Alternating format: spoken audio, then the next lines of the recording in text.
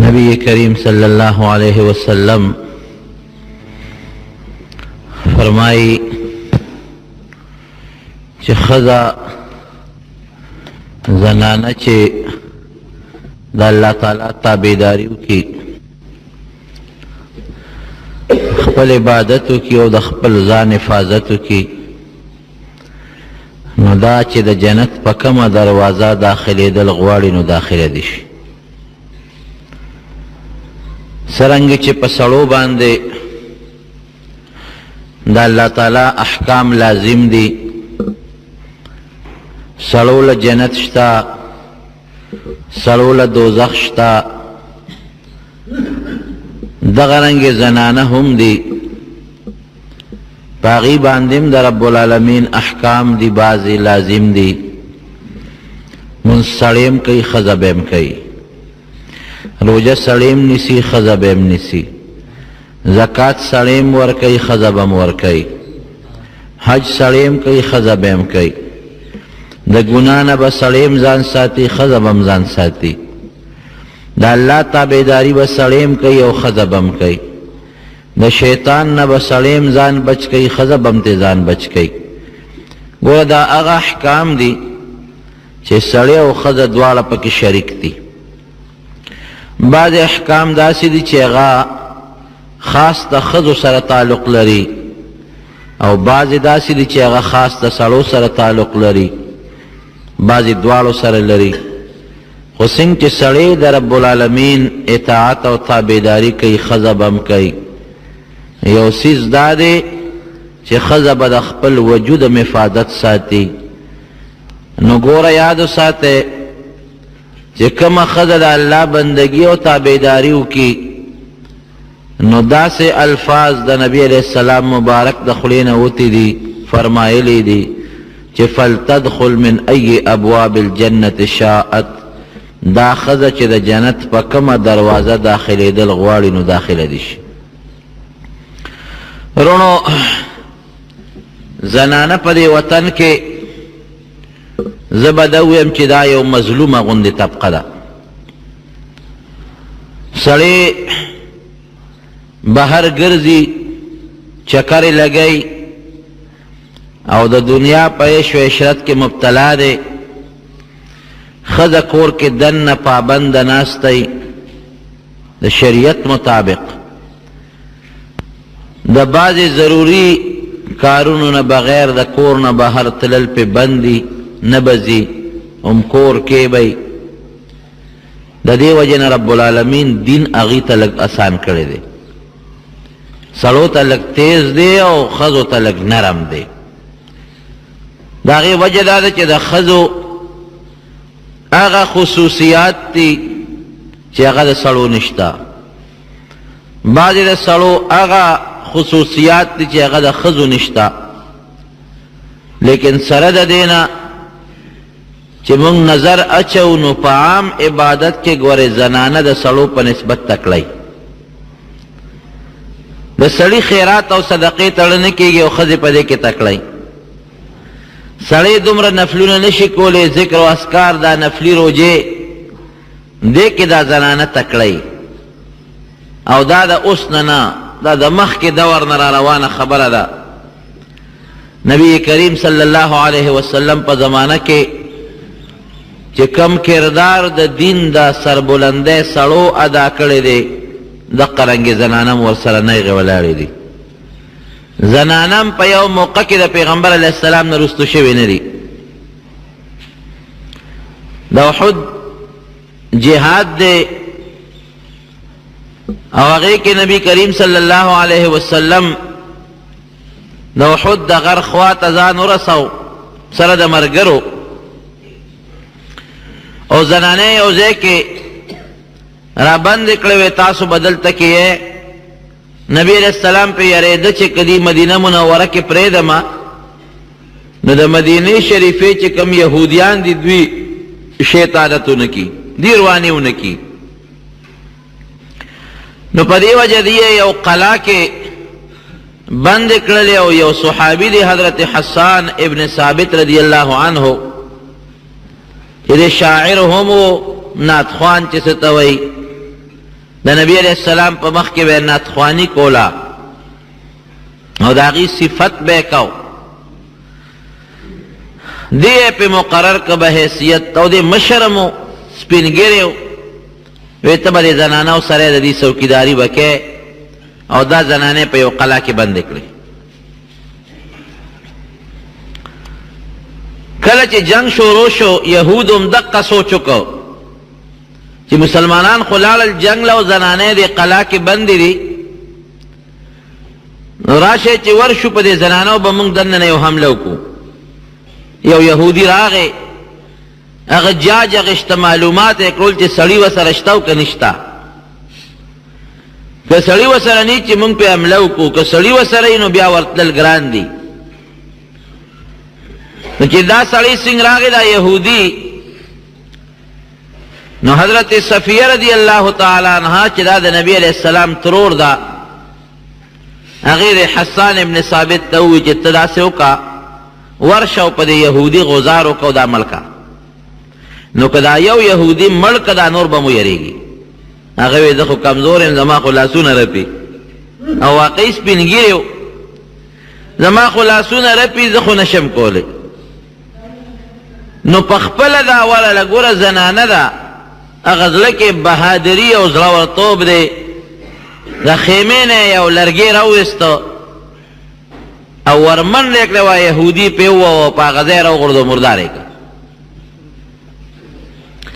چې هغه یهودي مردار شو نو بیا د حسان ابن ثابت ته صفیه رضی الله عنها وایي چې داسې وکړه اوس دا سړی دی مونږ ښځې یو مونږ وله ګوتې نه شو وړی ځکه سړي د ښځې دپاره پردو سړو سره لاس لګول بند دي نو ته دا مهرباني وکړه چې ته دا توره واله یا چاړه واله او سر ته پرېږه او دا جوسې د قلا نه هغې غاړه وروغورځوه نو یهودیان به ویریږي هغې به پوه شي چې سړي خو دا کار نشي ښځې خو دا کار نشي کولی خو معلومیږي دا چې په دې قلا کې سړي ورسره شته هغه وایي تا ته پته نه لګي چې زما لاسونه خپېره پي زه کوم ځای دا کولی شم نو بیا په خپله راله او د هغې یهودي نه سر پرې که او د هغه جامې یې ونیوې او ریخ که او د قلا نه هغه غاړه یهودي وروغورځو د قلا دروازه بنده کړه یهود چې رالل چې وګورو مونږ سړی لېږلی دی چې ته د مونږ جاسوسي وکړو جاج واله چې د ښځو سره د مسلمانانو څوک نارینه شته که نشته که نارینه خو بیا نه ورځو که نارینه نه چې مونږ پې ورشو نو چې هغې رالل ویې کتل نو سړی یې د خیمې نه د قلا نه بار مردار سر پرې کړی پروت و وایي مونږ درته نه وی چې ګورې پیغمبر علیه السلام هوښیار دی هغه خپلې زنانه یوازې نه پرېږدي معلومیږي دا چې دوی سره دننه د سړو یو لوی لښکر کېنولی دی ویارېدل هغه یهودیان واپس وتښتېدل دومره زړورتیا زموږ زنانه چرګوټې نشي حلالولی که نه چرګه باندې چې ورته چرګه حلاله که هغې ته یې لاسونه رپي دغه د صحابه کرامو زندګي وه نن د دین نه زموږ لوی رکاوټ ګورې خفه کېږو به نه په بعضې موقعو کې نیکانې ښځې شته او بدانې شته خو اکثر بعضې ځایونو کې ښځې رکاوټ جوړېږي قسم دی هغه زمانه کې که به جهاد و سړي سره ښځه به اوږه په اوږه ولاړه وه که هجرت به نو ښځې چېرته دا نه دي ویلې خاوند ته چې دا ته څه کې ما په وطنونو ګرځې ما په لارو کوڅو کې ګرځې دا یې نه دي کړی حضرت ام سلمه رضی الله تعالی عنها د پیغمبر علیه السلام بیبي ده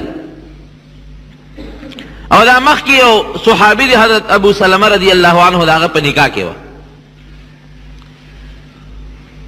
او د پیغمبر علیه السلام نږدې رشته داره هم ده هغه ابو سلمه رضی الله عنه حبشې ته هجرت کوو داسې کار دی زه خو مسلمان یم او په مکه کې خلکو مسلمانان تنګ کړي دي او کوشش کوي مونږ تنګوي نو زه خو حبشې ته ځم هجرت کوم کلی وطن پرېږدم ستا خوښه ده که زه یې راسلام که زه نه دی زور در باندې نه کوم زما ښه ما سره دی واده شوی دی خو دا ظلم در باندې نه کوم چې په زور دی بوزم ځان سره حبشې ته حبشه لرې وطن او پکې منځ کې د دریاب سفر مو دا لوی دریاب چې دی نو که په خپله خوښه دی ډېره ښه ده که په خپله خوښه نه دی نو زور در باندې نه کوم وی سړیه خو چې کم اسلام ستا دی هغه زما هم دی خو چې کم ایمان ستا دی هغه زما دی کم پیغمبر ستا دی هغه زما دی کم الله ستا دی هغه زما دی نو چې ته هجرت کوې نو زه در سره سر کې هجرت کوم زه چې ځو دا ورسره لاړه حبشې ته. ډېرې بیبیانې د خپلو خاوندانو سره حبشې ته هجرت یې وکړ لاړې. حبشې نه بیا واپس رالل مکې مکرمې ته. دا هغه وخت و چې پیغمبر علیه السلام مدینې شریفې ته هجرت کړی او د دې ښځې خاوند یو بل سره دونه محبت و چې دومره مینه چرته هم د یو ښځې او د خاوند خپل منځ کې نه وه لکه د دې ام سلمې رضی الله عنها او د دې د خاوند د ابو سلمه رضی الله عنه چې څومره مینه وه یو بل سره. دومره یې مینه وه چې یو ځل دواړه ناست یو بل سره.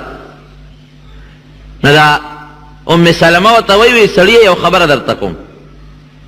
وی وایه.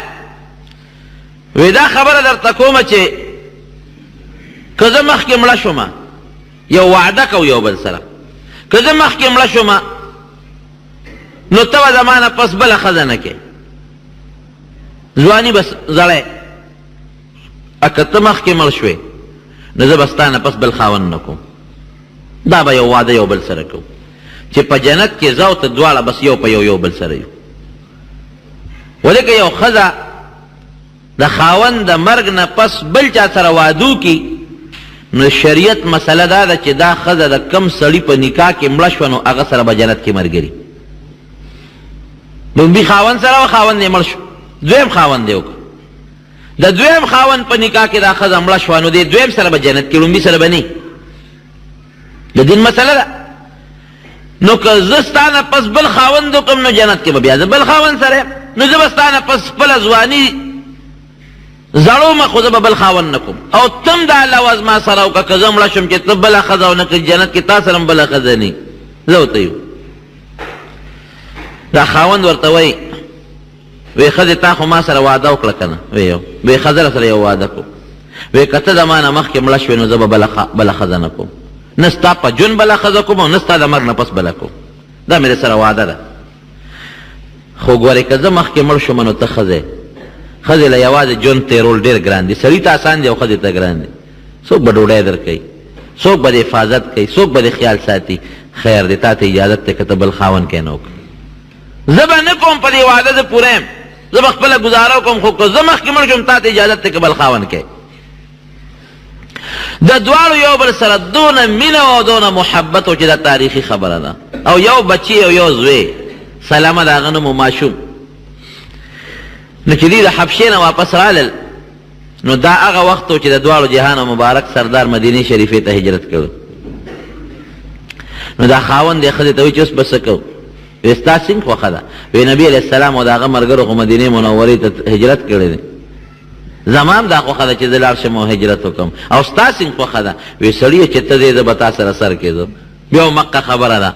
دین او اسلام او مذهب دا زمونږ یو دي، د یو بل نه جدا نه دي.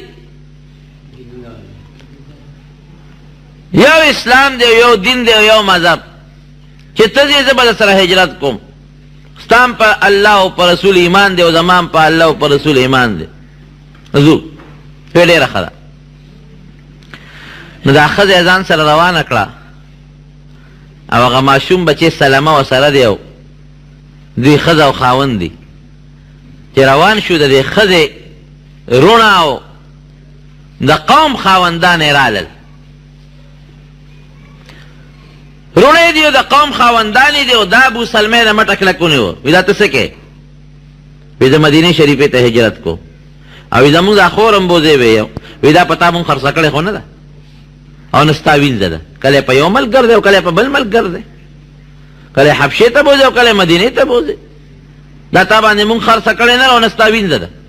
که ته هر خوا ځې نو زمونږ خپله خور نه پرېږدو، دا به همدلته وي. ځه مخه دې ښه ده وی ډېره ښه ده، زه خو هجرت کوم، که دا پرېږدی خو ځي به راسره او که نه پرېږدی ستاسو اختیار دی. نو ورونو ته دا خور پاتې کړه د ام سلمه، واپس یې بوتله. دا غریبه ډېره خفه شوه.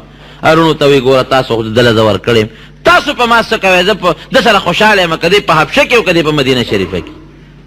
او چې څنګه د دې ایمان دی دا هجرت ولې کوي؟ خو ایمان یې دی په پیغمبر، هغه له ځان رسوي. دا قرنګې زما هم ایمان دی، زه په خپله هجرت کوم، د ده د وجې نه په خپله مېړه کېږي. وی نه تا موږ په وطنونو نه پرېږدو، دی خپل کار دی کوي. دا خاوند دی ام ابو سلمه رضی الله عنه لاړ مدینې شریفې ته. دا رونو کور کېنوله.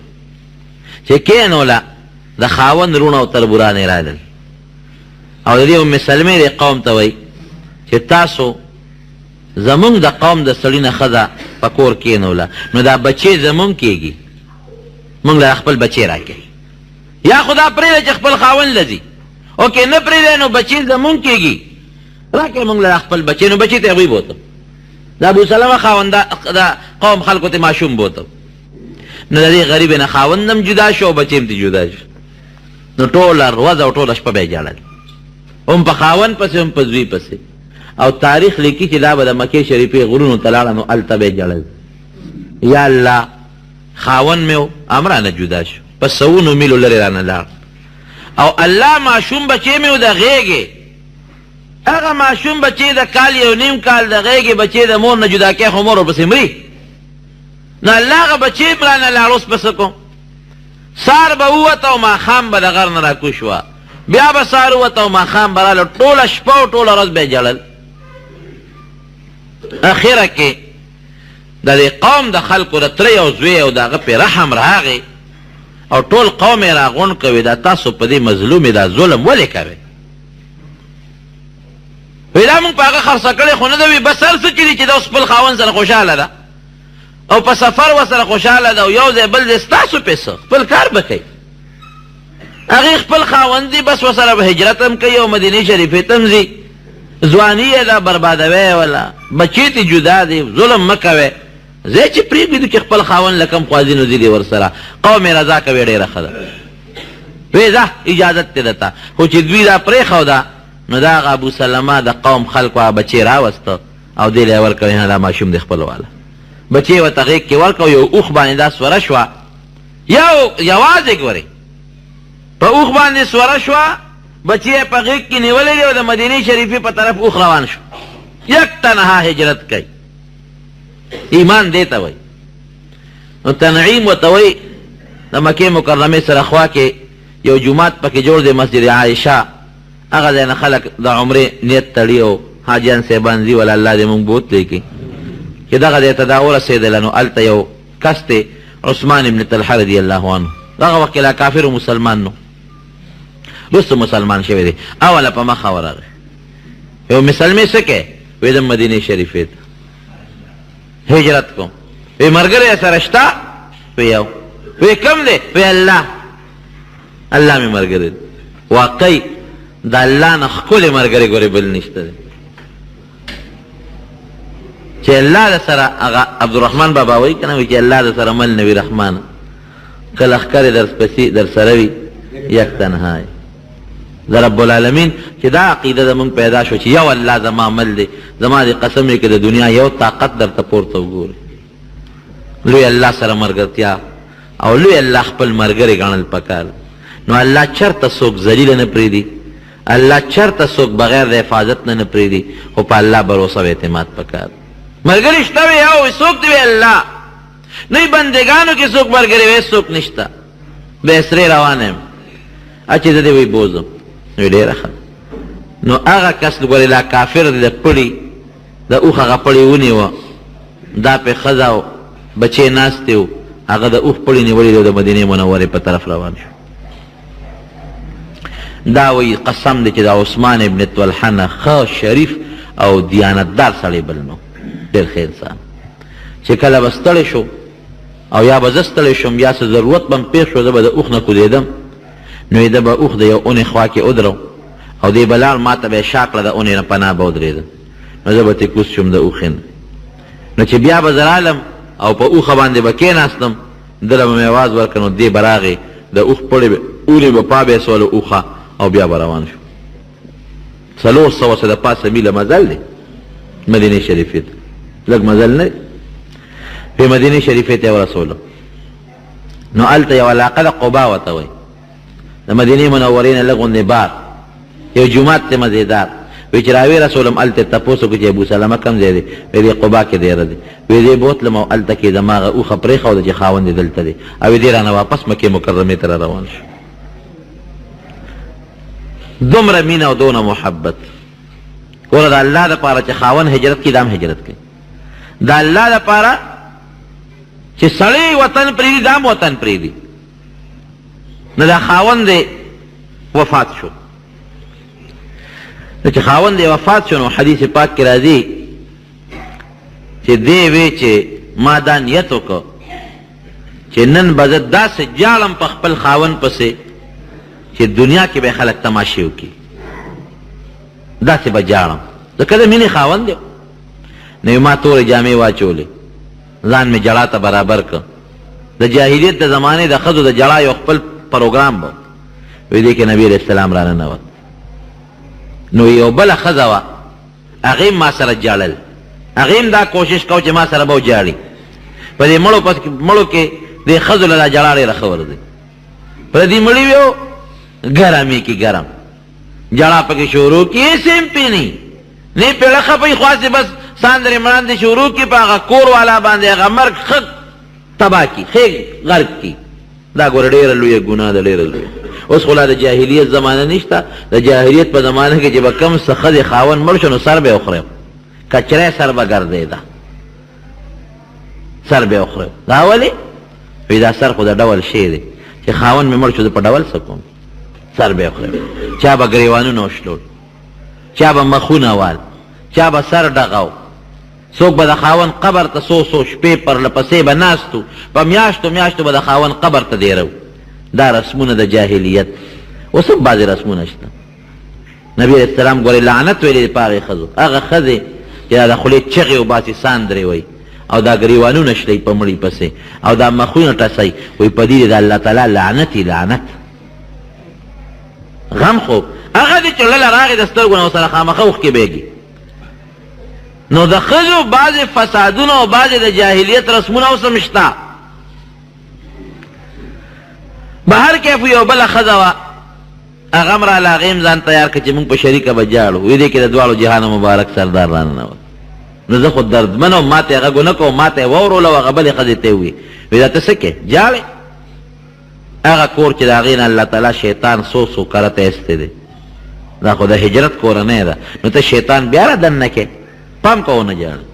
ام سلمه فرمایي چې ما خو دا خبرې واورېدې.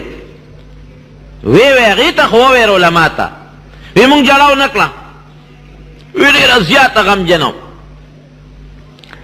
وی یو ځل نبي علیه السلام راغی، وی چې د الله رسوله زه خو ډېر زیات غمجن یم. دا د پیغمبر علیه السلام د ترور لور وه، ډېر زیات غمجن یم. نو ما ته یو دعا خوله چې دا دعا وایه، اللهم اجرني فی مصیبتي واخلف لی خیرا منها. یا الله ما له په دې مصیبت کې اجر او ثواب راکړه. لکه په کوم مصیبت باندې چې انسان صبر وکړي نو رب العالمین پې اجر او ثواب ورکوي. نو یا الله ما له په دې مصیبت کې اجر او ثواب راکړه. او یا الله زما دا خاوند مړ شو، الله د ده نه بهتر راکړه. دا دعا راته نبي علیه السلام وښوله. نو یې ما زړه کې وی چې دا لومبې ټکې خو بلکل درست دی چې ما له الله په دې مصیبت کې اجر راکړه. خو دا دویمه خبره چې دا الله ته دا سوال کوم چې یا الله ما له دې خاوند نه بهتر خاوند را، نو زما د خاوند نه لا بهتر خاوند به څوک؟ دا مېړه ناغېسته. خو د نبي علیه السلام وینا وه، دعا مې کوله، نور زړه مې دا ناغېسته چې زما د خاوند د ابو سلمه نه لا ښایسته خاوند، د هغه نه ښکلی او د هغه نه د ښو اخلاقو او د هغه نه غوره او بهتر خاوند دا به لا کم دی، نشته په دنیا کې داسې خاوند. خو د نبي علیه السلام وینا وه، ما به هغه دعا کوله. نو یې ګوره الله زما هغه دعا قبوله کړه. وی مال رب العالمین د ابو سلمه نه د خپل خاوند زوړ خاوند نه ښایسته او ښکلی او مزیدار او اعلی خاوند راکړه. او هغه څوک دی؟ هغه د دواړو جهانو مبارک سر ده. خدای پاک د هغه په نکاح کې داخله کړه. نو د ښځو د زنانو هغه عمل څنګه چې سړي په دین کې لګیا دي، خپل کوشش کوي، زنانه هم هغسې کوي. او دویم په مصیبت زیات په ښځو راځي، دا زیاتې چغې ښځې وایي، ښځې چې صبر وکړي رب العالمین د هغې وله کم اجر ورکړه. خدای پاک نبي علیه السلام خواله راورسوله په جنت کې.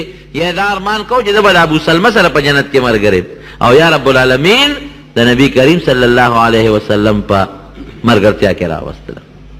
نو یو بهتره خبره. نو زنانه یاره چې زنانه د الله د احکاماتو ګورې خیال وساتي. څنګه دا دې نه وایي زنانه چې د یاره خو زه خو په کور کې ناست یم بس مفتو کې جنت ته ګټم به نه، خیال به ساتي جناب. په ښځو هم ګورې څه پابندی شته، د شریعت تابعداري به کوي.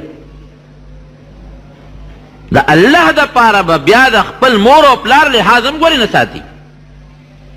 ام حبیبه رضی الله تعالی عنها د نبی کریم صلی الله علیه وسلم بیبی ده، ام المؤمنین د مسلمانانو مور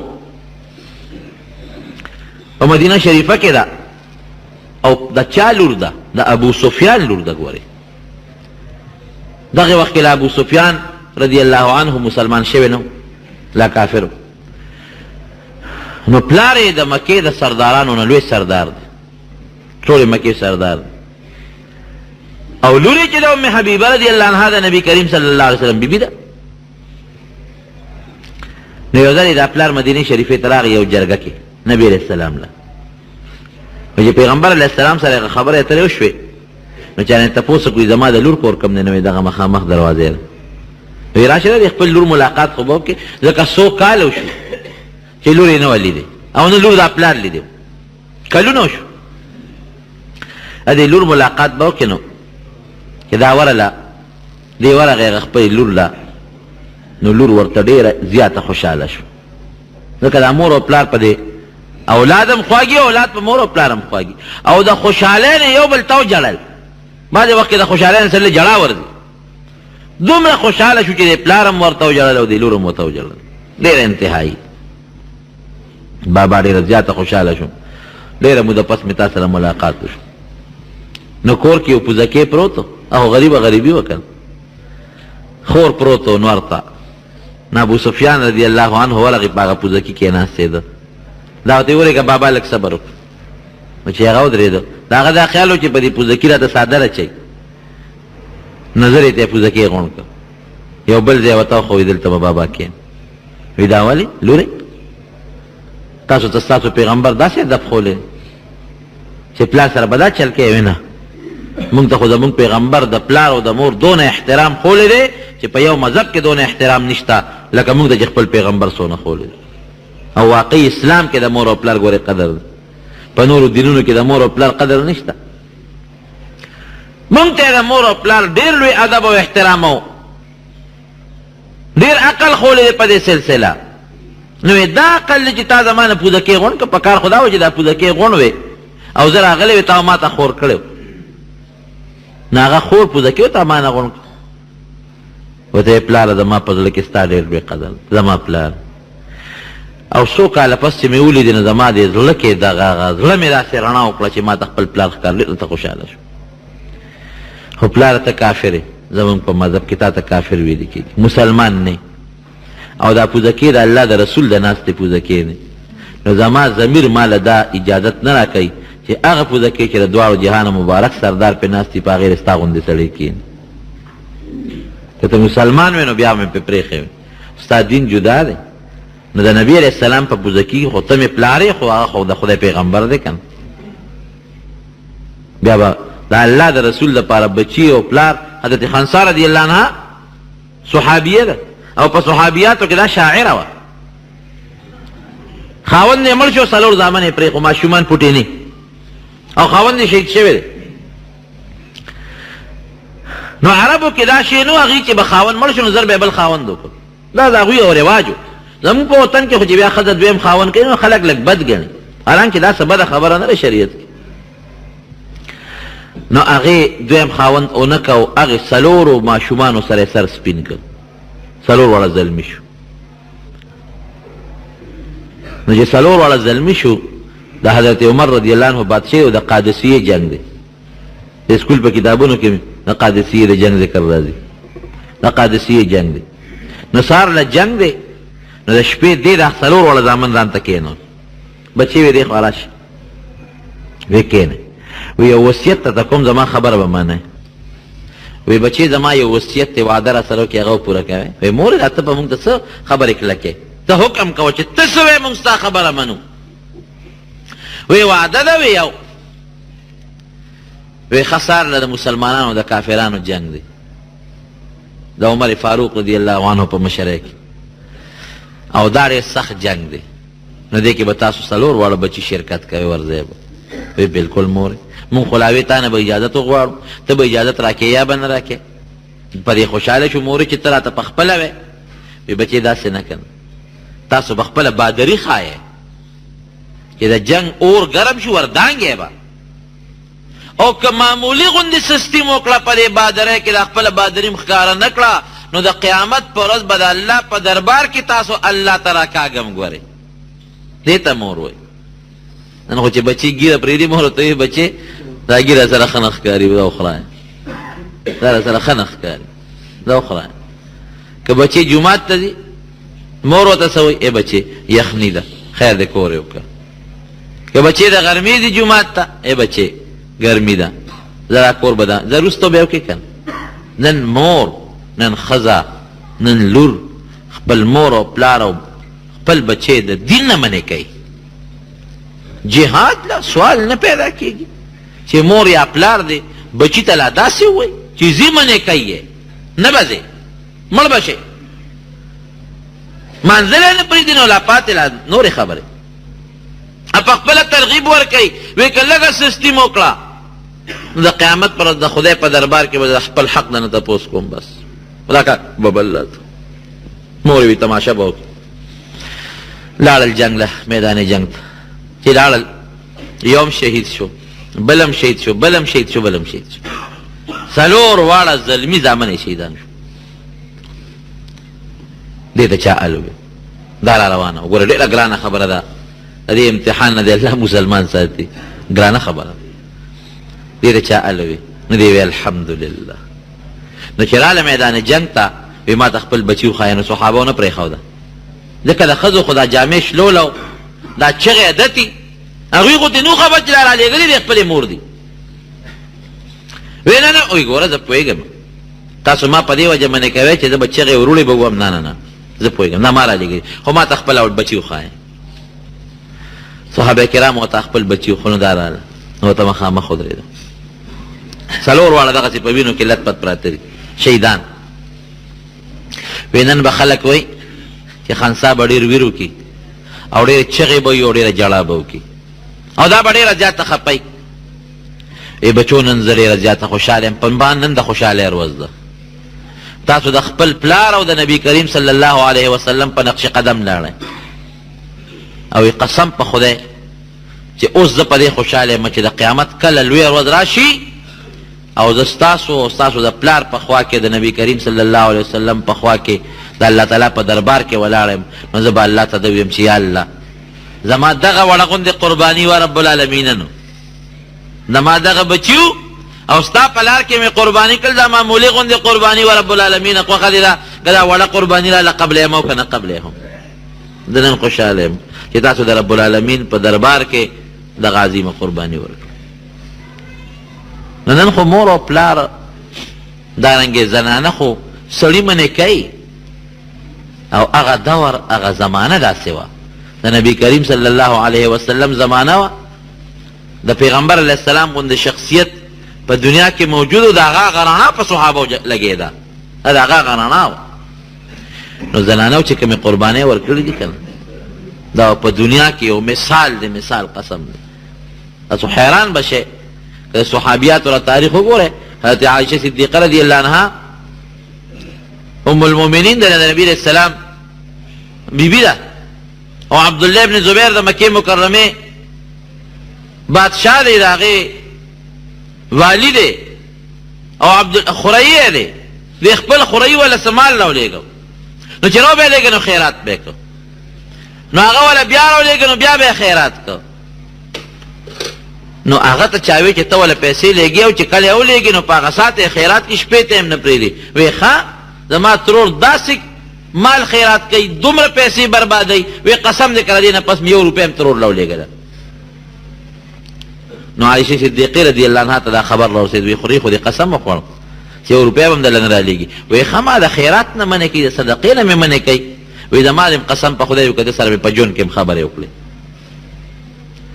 نه عبدالله ابن زبیر ته چا ال وی وی هغه خو عایشې صدیقې ستا د خبرو نه قسم وخوړ نو دا راله او مینتونه او زارۍ وی نه ما قسم کړی دی تا سره به بلکل خبرې نه بس او په دین مې قسم کړی دی تا زه صدقې او د خیرات نه منې کړم چې زه به صدقه نه کوم او خیرات به نه کوم قسم دې راته وخوړ ته ما د نیکۍ نه منې کې نو صاحب خبرې د خورۍ سره نه کولې داسې بیبي وی تا ولې ما ته ده ووایي چې صدقه به نه ورکې او تا ولې قسم وکړو چې که دې صدقه ورکړه نور 1 روپۍ به ونه لېږم؟ تا دا قسم ولې کړی؟ نو بیا صاحب یو 2 صحابو ته الوې وی داسې چل وکړه چې ما بودی ما سره ترور رضا کې زما د مور خور ده او د نبي علیه السلام بیبي ده. هغې وی ښه ډېره ښه ده. نو دې څادر کې پټ که او دروازې ته یې راوسته. نو عایشې بیبي ته وی اجازت ته موږ داخل شو؟ وی او وی ټول داخل شو. وی ټول راځئ. هغې ته خو پته نه وه چې د ما خوره یې پکې دی. نو دې په څادر کې پټ وردن نه که. نو چې وردن نه یې که نو ده څادر نه سر راوویسته ورمنډه یې کړه د خپلې ترور ته ورتر غاړه وته او په ژړا شو ورته. وی زما دې قسم یې زه معافي غواړم ما معاف که زما ترورې ما معاف که. وی تا ولې داسې ویلي چې ته به صدقه نه کې؟ په دې یوه خبره ته ماره دین نه منې کې صدقې نه مې منې کې دا دې ولې ویلي دي؟ وی زه معافي غواړم. وی ما چې اوس قسم کړی څه به کوم؟ نو هغه صحابه ورته منت کو نو اخر یې معاف کو. نو عایشې خو مخکې صدیقې قسم کړی و د هغې قسم دپاره حضرت عایشې صدیقې بیا مریان ازاد کړل او تر د مرګ وخت کې چې به ورته بیا د خپل قسم رایاد شي نو په ژړا به شوه. خو یو وخت کې ما قسم کړی او بیا مې قسم مات کړ. ولې قسم خوړه؟ وایي ته ما ته دا ولې وایې چې صدقه به نه کې که دې وکړه نو قسم دې که در 1 روپۍ هم در ولېږي. نو صحابیات زنانه په دین کې د سړو سره یو څنګ یو برابر دي. کم دین چې د سړو دی هغه دین د ښځو هم دی. کم الله چې د سړو دی هغه الله د ښځو هم دی. کم قرآن چې د سړو دی هغه قرآن د ښځو هم دی. خو ښځو ته اسانه ده دومره اسانه ده چې په کور کې دننه سړي خو بار لګیا دي مشقت کوي ارامه ولاله او د دنیا روا ناروا کوي او ښځې په کور کې دننه نبي علیه السلام فرمایي کومه ښځه چې خپل 5 منځونه کوي او خپل د رمضان روجې نیسي او د خپل اندام حفاظت کوي د دې ښځې خوښه ده چې د جنت په کومه دروازه نه نوځي نو داخله دي شي. څومره اسانه خبره ده. خو یاره د جاهلیت کارونه د ښځې نه کوي. عموما د جاهلیت دا کارونه په ښځو کې موجود دي. مړو پسې دا جړاګانې کول ګریوانونه شلول مخونه وال او بې ځایه په دې لارو کوڅو کې ګرځېدل بازارونو کې ګرځېدل په خادو کې دا جایز او ناجایز کول بې پردګي کول د دې نه ځان ساتل ښځو له پکار دی. خپل کور کې د خپل حیا او د خپل عزت زندگی تیرول پکار دی. رب العالمین دی مونږ له او زمونږ زنانو له د حیا زندگی تیرولو توفیق نصیب کړي. دعا او دا ګډانو متعلق دی دا دغه یادوي چې دا خوړل جایز دی که ناجایز ده اګې دا مکروه دي. د دې دا چیلي یا د ګډ دا مکروه دي جناب. قرآن مجید لوح محفوظ نه الف لام میم نه والناس پورې نازل شوی. دا خو ما تاسو ته مخکې ویلي چې یو ځل نزول د لوح محفوظ نه بیت العزت ته شوی هغه غون نازل او د نبي علیه السلام ته چې کوم نازل شوی دی قرآن د واقعو مطابقه لږ لږ نازل شوی دی.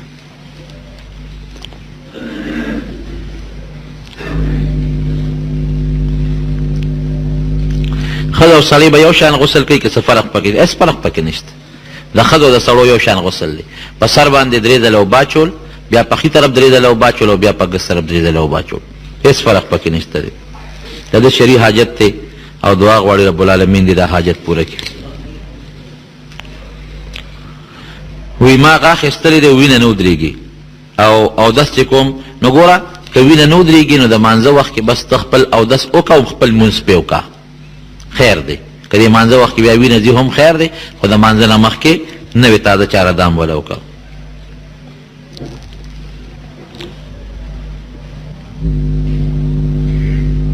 په دې خط باندې پوه نه شو.